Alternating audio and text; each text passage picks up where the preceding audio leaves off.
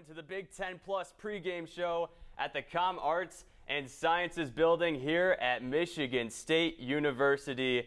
Jacob Maurer alongside my good friend Jack Stager, and we have an electric show tonight for you guys. A little bit of history tonight in this matchup, as it's Washington's first ever Big Ten game being into the Big Ten Conference, and the Huskies 3-1-2 overall on the season. They've had a pretty solid start to this young campaign, trying to keep it up. Yeah, Jacob, I mean, how about the Huskies so far to start the year? And how about their ranked opponents that they've seen? I mean, if you're talking about battle-tested, these guys are ready to go to war. They opened up against number 22 ranked Portland, and they had a tough one in that one. They lost 1-2. But then after that, they took care of business against number 4 ranked Oregon State. And that one, what a banger of a game that was. I mean, you have to be electric if you're a Huskies fan.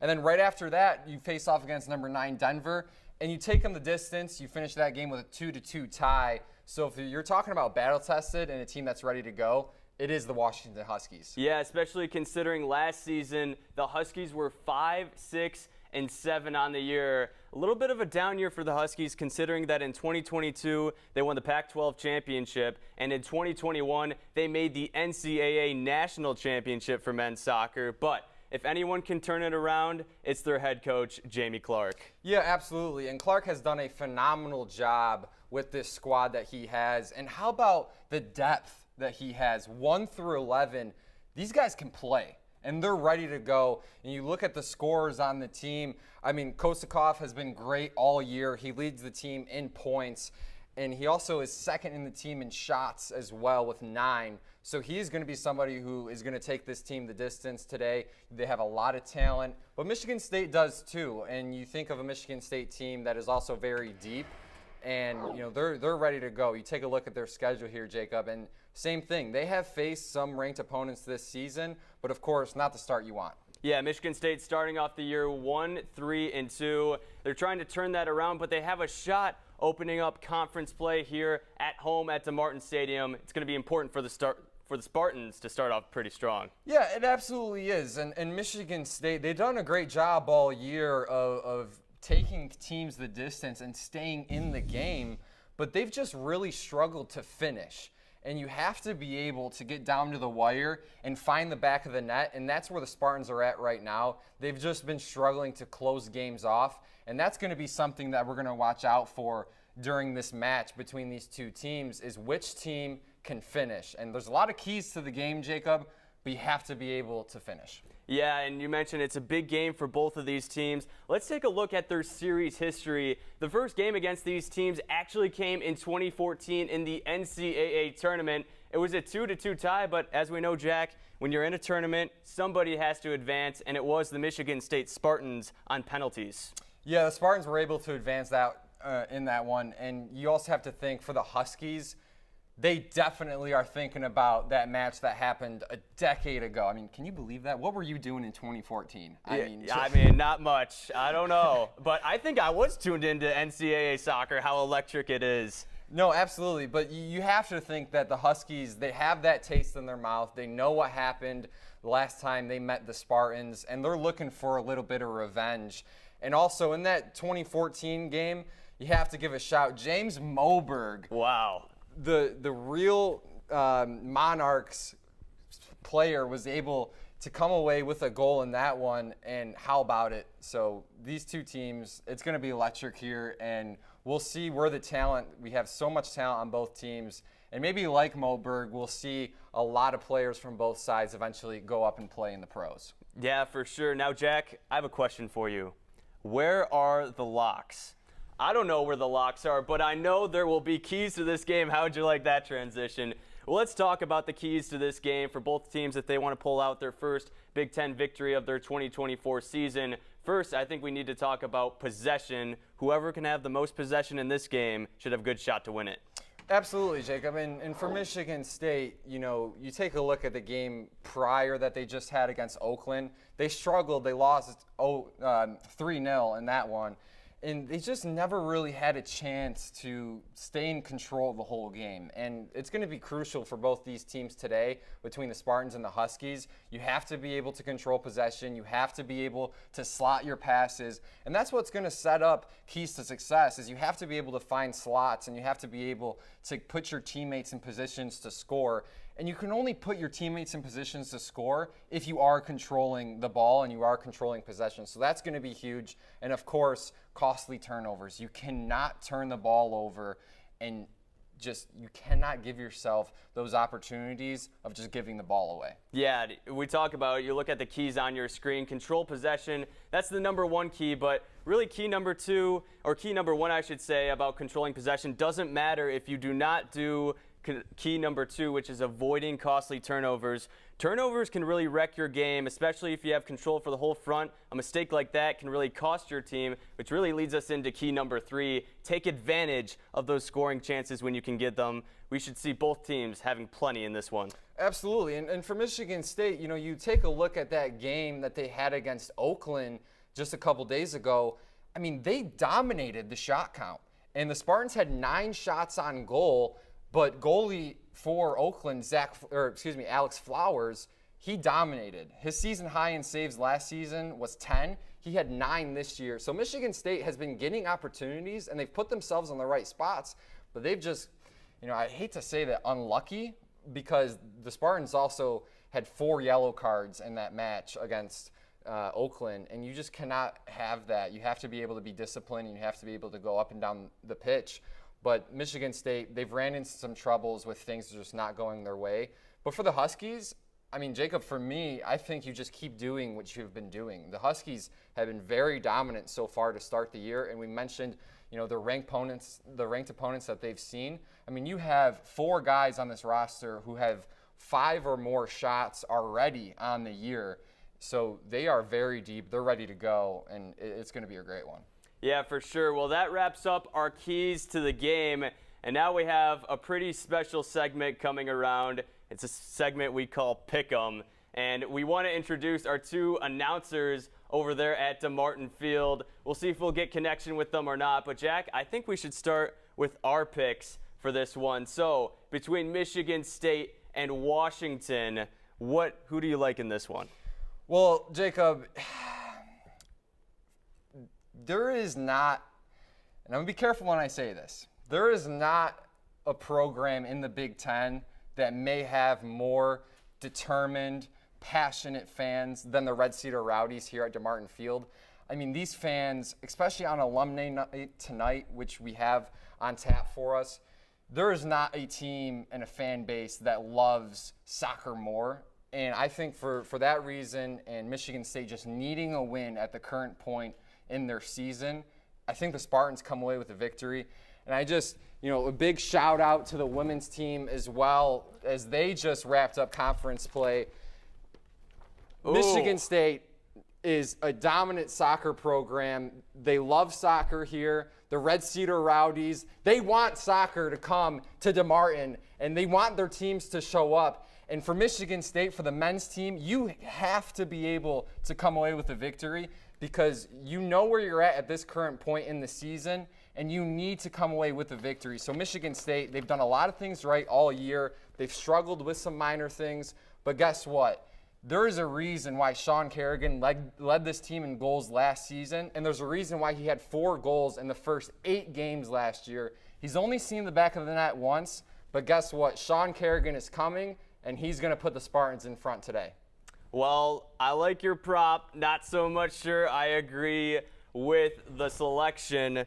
I want to introduce you to my friend over here. This guy, his name is Dubs, the mascot for the Washington Huskies. And you want to know what Dubs told me today? What? Please, enlighten me. What did he say? Nothing. He doesn't speak English. He only barks. But he did write down on a piece of paper, Charlie Kosakoff. Kosakoff has had an outstanding start to this season, 2 goals. And you want to know something funny about those 2 goals? In the first game, he scored. In the 4th game, he also scored. I like the Huskies in this one because today is Game 7. Give me the Dogs. Woof, woof. It's destiny that they will score in this one. Coincidence or not, that is a fantastic stat. And like I said, this Washington team is so prepared, and they are so deep 1 through 11. But you know what? Here, this is DeMartin, and these Michigan State Red Cedar Rowdies. They do not care about the Huskies. They're looking to come away with a victory. Oh, wow. I don't know what you think about that, but now I think we have our announcers ready to make a pick. Let's introduce Yusuf Anaya and Ethan Hunter live at DeMartin Field. Fellas, how are ya? What's up, fellas? You had me and Ethan chuckling over here as we were over here in your guys' picks. That was great. But you guys should have seen the mad scramble we just had to do to get out of the way of these sprinklers. That was pretty scary. But, you know, we decided, you know, you guys had props. We decided to showcase our art for our picks. So I'm not going to show this one too proudly because the Michigan State players are warming up behind me. This is my pick for the day. I'm expecting Washington to come out and get their first Big Ten victory. So let me put that away quickly. And Ethan, you can get to your pick. Yeah, like Yusuf said, the Michigan State players have been warming up right behind us. The sprinklers turned on. I think that was a little understated. We were seriously about to get soaked out here, and you know, this beautiful equipment, we just can't do anything about that. But my pick is the Michigan State Spartans as well. Man, Jonathan Stout was ripping some shots right behind us into that net, and I think that he's going to find one here today. Guys, you had a beautiful breakdown of this one. Here in DeMartin, sprinklers on or off, it's coming back around to get us right now. It's going to be Michigan State, and that's my pick. Welcome to the Big Ten, Washington. Yeah, let's get it back to you guys before us and all our camera equipment gets wet. Yeah, thank you guys so much, Yusuf and Ethan. It was so great to see your faces. And, of course, they will be on call today. They will have the call from the pitch at DeMartin. It's going to be fantastic. Olivia Kalinsky, our sideline reporter, is there as well. We have a lot of people making this magic happen today, and it's going to be great. This game, we cannot hype it up anymore. And how about Washington being able to come into the Big Ten and just absolutely electric for Michigan State and Washington to have this conference opener. Yeah, speaking about Yusuf and Ethan, so nice to see them hear their predictions. In this game, I could not be more excited for. Well, everyone, if you want to see more of me and Jack, don't worry. We'll be back at halftime breaking down everything from the first half, but we got a game to watch. First half of action between the Washington Huskies and the Michigan State Spartans is coming up next. Washington's first taste of the Big Ten Conference. You don't want to miss it, only on Big Ten Plus.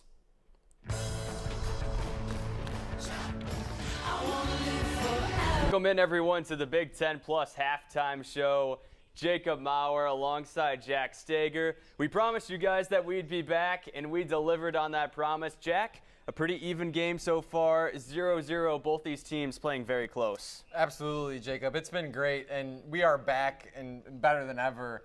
So back, you could call us the 96 Bulls, but we're here, and what a fun first half to watch. I mean, some will look at that first half and think, man, 0-0, 0-0, what are we doing here? But no, you have to love the aggression that both teams are playing with.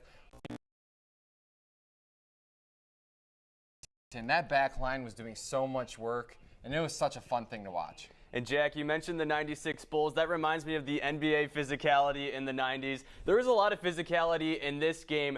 13 total fouls between the two teams, 6 coming from the Huskies and 7 from the Spartans. It's been a very physical match so far, but what more could you expect to start Big Ten play? Yeah, exactly. And that's exactly what the Big Ten is, right? So competitive.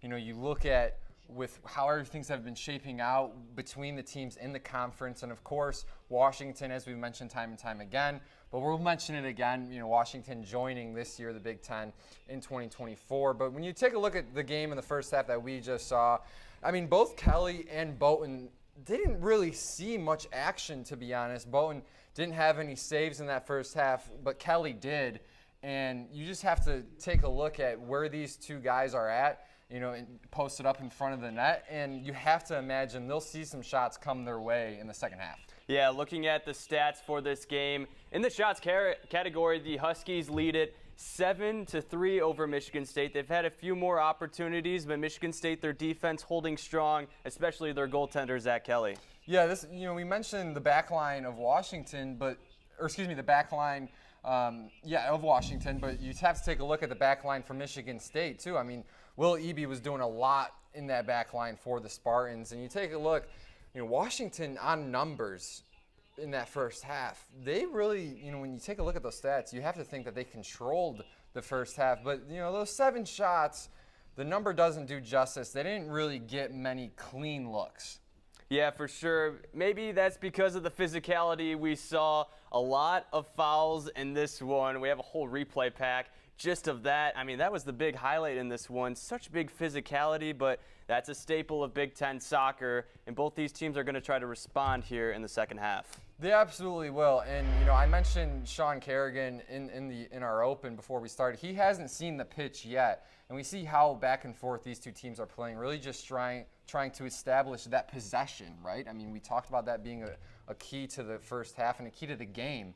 And both these teams trying to establish possession on the pitch, and that's exactly why we're seeing so many fouls and this aggression from both sides, is because these two teams are trying so hard to get a competitive edge over the other, and that's where the fouls come in. You start to get aggressive, you start to really take your chances.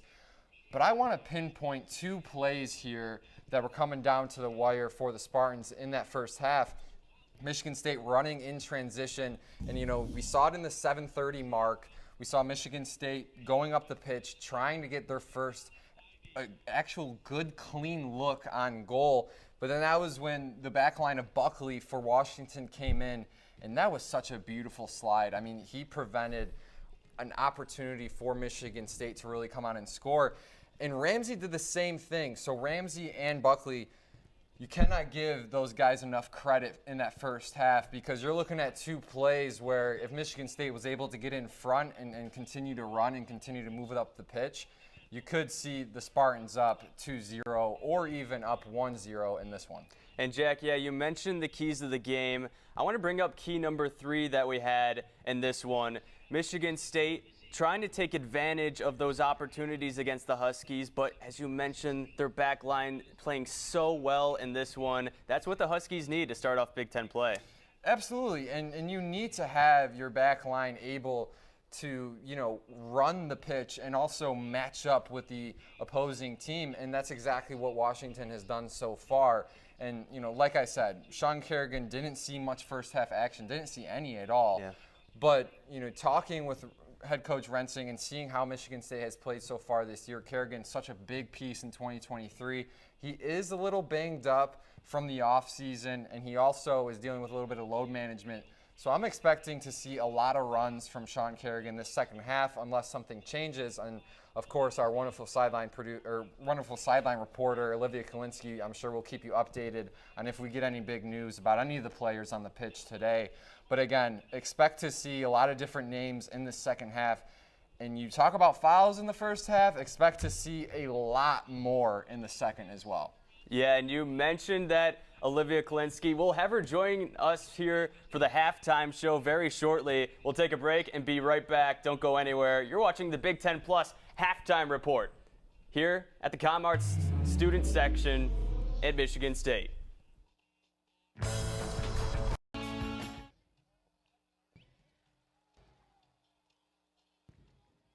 Ten Plus halftime report. And with us is our sideline reporter, Olivia Kalinsky, a good friend of ours. Olivia, live from DeMartin Stadium. Olivia, how are you? I'm doing good, guys. Thanks so much. Olivia, we've talked about, how this team has been prepared, Washington, but also how prepared Michigan State is as well. And the fans, they have to be prepared for this one. How's the atmosphere feeling right now?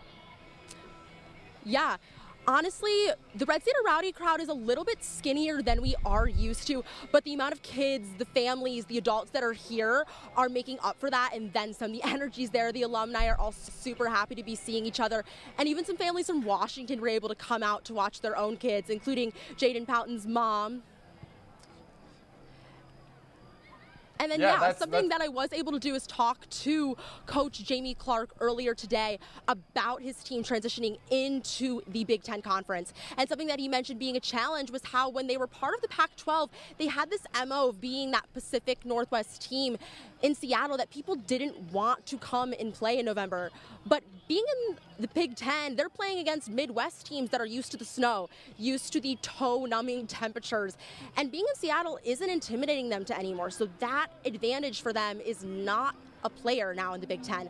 Another thing that he mentioned that is going to be a challenge is that when you're part of a conference, you're used to familiar opponents. You know how they tick, you know how they operate, you know how to get under their skin. And they are now playing against 9 new teams, whereas these existing members of the Big Ten only have to get used to Washington and UCLA. Clark mentioned that it's going to be a challenge this season, and this is obviously the first test of the season. And we'll see how they continue to fare. We'll see if they get on the board or if the Spartans might just know what to do. Yeah, we will see if the Spartans, make any adjustments. Lots of adjustments for the Huskies, of course. I'm sure, Jacob, it's never easy to transition conferences.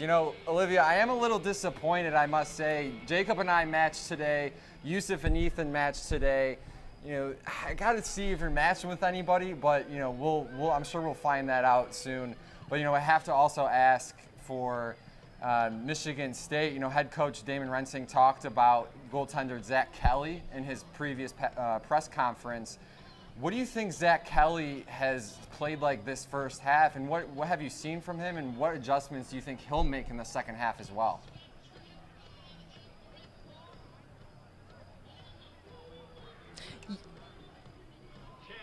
Yeah, for sure. Something that Coach Rensing mentioned earlier this week was that something that you really need from your goalkeepers is to, one, make all those saves that you're expected to make, but then maybe 1 or 2 that are super impressive and they're the super crazy ones, and that's exactly what Zach has been doing. The Huskies have definitely been testing him as they're leading in shots right now, which is something that Michigan State is not used to. They have led all of their opponents in shots in each game, and we'll see if Zach will be able to continue to have that type of dominance, since Washington does tend to score more in the second half. Well, thank you, Olivia. Always so good to hear from you. Now get back to game action and give us some good recap from that second half coming up. Now, Jack, I mentioned the second half coming up, and we had some predictions pre-show about which teams would win. Now, for this halftime report, I want to take it a step further. Who do you think is going to score here in the second half? I'm sticking with my guy all day, all night. We can even roll it into the weekend if you want to. We can even roll it into the season. Give me Sean Kerrigan. We talked about him time and time again, but he is going to need a huge second half. And, of course, we'll see, what his minutes look like in this second half. But, you take a look at that Oakland game, the most recent game for Michigan State. Kerrigan only saw 46 minutes of action, but guess what? He still led the team in shots on goal with 3. So when he gets in, that right foot is going to be firing like a cannon, and he's going to be ready to do work. Well, I like that prediction, but I'm still sticking with my guy that Dubs told me in the pregame, Charlie Kosakoff for the Huskies. He has 2 goals this season, 1 coming in game number 1 and 1 coming in game number 4 for the Huskies. So that means that he scores every 3rd game. Also, you want to know what's funny about those 2 goals? They both came on the road. They also came on odd days of the year, August 23rd and September 1st. Today is September 13th, another odd day. What I'm trying to say, Jack, is the stars have aligned. Charlie Kosakoff is going to score in today's game. It's destiny, and I can't wait to see it in the second half. Yeah, Friday the 13th could bring some scaries for Michigan State, especially if Kosakoff can find his groove and continue that wonderful trend.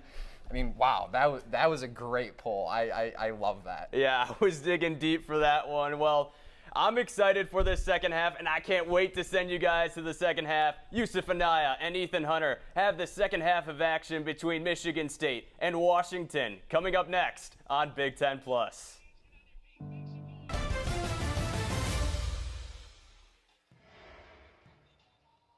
Welcome in. Post-game show, like Slim Shady, we are back again. Jacob Maurer alongside Jack Stager, taking you through all the post-game coverage. And Jack, what a game we just saw. Michigan State getting their first Big Ten win of the season, a 1-0 victory over the Huskies. Yeah, I mean, that game was just pure class down the wire. Absolute electricity from DeMartin Field. And you have to love it. Both teams so competitive. And we talked how amazing We talked about how amazing this Washington roster is and how deep they are, 1 through 11, especially coming off the bench as well. And we talked about how the talent is coming in with Michigan State and how, their record seems a little rocky when you take a look at it. But then overall, when you take a step back and you look at where this team could be at, we saw a great example of where this Michigan State team can be at in 2024 with some of the plays, the way that they started to gel towards the end. This is the Michigan State team that we were expecting to see coming into 2024. And Michigan State winning 1-0. They have a lot of players to thank. We're first going to start off with Jonathan Stout. He took that ball and booked a one-way ticket to the back of the net, got the Spartans on the board. We knew this first goal in this game would be very, very important. Jonathan Stout gets it done for the Spartans. Yeah, absolutely huge. And huge shout out to Yusuf and Ethan as well. They had him on watch, and you knew that you had to be able to get Jonathan Stout the ball. He's a Herman Player of the Watch List player for a reason, and you have to be able to get him the ball in closing time, and that's exactly what Michigan State did. Not only was Jonathan Stout the hero, as you see, his goal right there, but Michigan State had some great defensive plays. We need to talk about Brandon Munson. He isn't Clark Kent, he isn't Peter Parker or Bruce Wayne. He's his own man, the next superhero for Michigan State. He had a SportsCenter top 10 save for the Spartans that really kept them in this one. Yeah, I mean, he has 2 wheels and a motor, but I'm not talking no motorcycle. This guy, pure bicycle out on display in DeMartin Field, and that was absolutely electric. If that's not SportsCenter top 10, I mean, I don't know what is. Come on. You have to love the energy. You have to love Zach Kelly going back-to-back with those saves. What a net angle there that we had from our net cam. I mean, that was absolutely just electric. Just bloody insane coming from Mustin.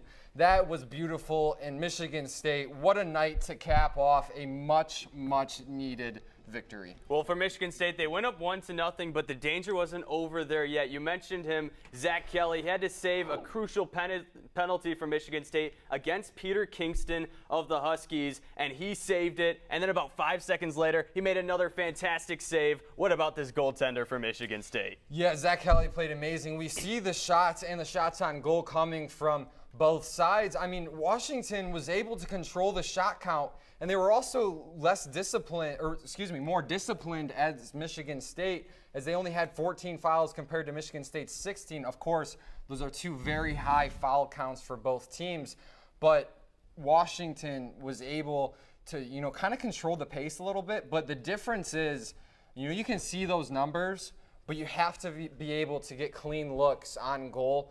And Washington was never really able, besides, of course, the PK, they were never really able to find a good, accurate look on the net. And that's exactly where Michigan State came in, and Jonathan Stout able to get his clean shot, and what a shot that was. Yeah, and Michigan State able to take advantage, take the win here tonight. And we want to welcome in the third member of our post-game crew, Olivia Kalinsky. She's with the 2 stars of the game for Michigan State, Jonathan Stout, who had the goal, and Brandon Munson, who had that fantastic save. Olivia, take it away.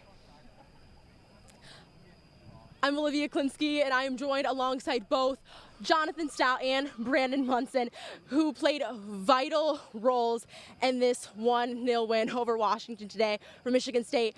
Now, Jonathan, you scored that lone goal in the 61st minute. The energy here tonight, the alumni at the fence, patting your back, shouting your name. How did it feel to celebrate with all of them? I mean, it was awesome. It gives us so much energy at halftime to have them come over and see all the guys that have been on through this program already and how much they love us and care for us and want us to win. And it just kind of shows we're playing for more than ourselves, which is a pretty cool feeling. So, yeah, it just gives us a ton of energy to have those guys at our backs. And then, Brandon, to keep it 1-0, you had that insane bicycle kick save. What was going through your head? Going through my head there was just like, I have to save it. I mean, I'm putting my life on the line for this team. I love this team. Everything about it I do for this team. So, yeah, I had to do what I had to do tonight. Yeah. And then you were telling me that I had to interview Zach Kelly, that I should have him over here, and I was going to ask you about him. He was insane tonight. Yeah. What did he do for this game and just your team overall? I mean, he kept the ball out of the net. There was some crazy, a penalty and header right afterwards that was going the side netting, and he saves both of them. And yeah, he's just the backbone of our defense at times, getting guys in order and yeah, just making huge saves for us. Obviously, we only scored 1 goal, so if he lets any of them in, we don't come out with a win. So it's just huge from Kelly. Yeah. And finally, Brandon, this is your first Big Ten opponent, and now you're heading into the rest of the season. What was Washington able to teach you about this tough conference that you're now going to be going out and playing in? It's going to be physical. Everything I do on the field, I'm going to have to do 10 times more than non-conference. Everything's much harder. Yeah, I just need to keep working. Everything I do, I need to do 10 times better. Awesome. Thank you guys so much. Great job tonight. Thank you. Thank you. Appreciate it. And I'm going to send it right back to Jack and Jacob. Well, thank you so much, Olivia. What a fantastic interview and some great quotes there from the 2 stars of the game. Yeah, I mean, I love the fact that Munson said, everything I do, I have to do 10 times better regarding conference play. I mean, that quote was huge. And then how about Stout talking about his goaltender the way that he did, calling him the backbone of this team. Just world class. Love to see it.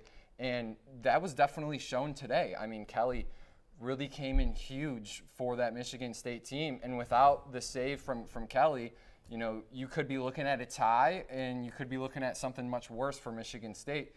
But he was absolutely fantastic. I mean, we cannot mention how much Zach Kelly was able to propel Michigan State to victory and keep them within that lead that they had and not let Washington get back. We've been talking about how explosive Washington is, and if you're the Huskies, you know, you try to do your best to stay ahead of the Spartans, but it's really tough when you have somebody like Zach Kelly who's in goal and ready to go. And it's just so ironic that head coach Rensing was talking about Zach Kelly a few days ago before the Oakland game and before this matchup this Friday night against Washington. And it's just so ironic that Rensing was saying how good his footwork is, how amazing of a goalie he is, how huge he is for this team, not only as a player and as a leader. And of course, he proved all of those things to be right tonight. Yeah, for sure. And we saw the team aspect for Michigan State. They are now 2-3-2 on the season. The Spartans will move to 1-0 in the Big Ten Conference. The Washington Huskies will fall to 3-2-2 on the year and still looking for their first conference victory of the season, falling to 0-1 in the Big Ten Conference. Well, now I have to say some thank yous. A huge thank you to our producer, Maren Klein, tonight. She's really the backbone making this all possible. Also, Jason Laplow, the director for tonight. All the camera shots you saw is through his mind and his backbone. He's been great. Also, a huge shout to people in studio, Briggs Maloney, using the speed to have the projectors onto the right screen. We love him. Also, Charlie Schmickel, our producer here tonight, and our Student U Program Director, Matt McCullough. I'm Jacob Maurer, alongside my good buddy, Jack Stager, saying good night from East Lansing.